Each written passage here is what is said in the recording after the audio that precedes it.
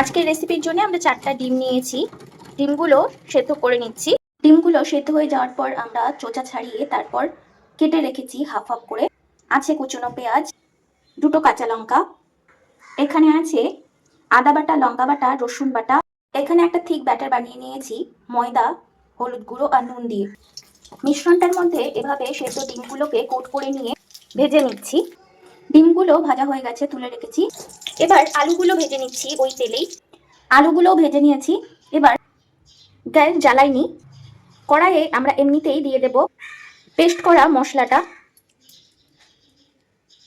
এখানে আদা বাটা, রসুন বাটা, লঙ্কা বাটা আছে, কুচি করে রাখা পেঁয়াজ আর আলুগুলো আমরা জিরে ফোড়ন দিয়ে ভেজেছিলাম, তাই ওগুলোই কালো কালো দেখা যাচ্ছে। স্বাদ মতো নুন, পরিমাণ মতো হলুদ গুঁড়ো, ডিম আর আলু ভেজে রেখেছিলাম ওই তেলটাও দিয়ে দিলাম। বেশ অনেকটা পরিমাণ সর্ষের তেল মাখিয়ে নিয়েছি একটা চামচের সাহায্যে।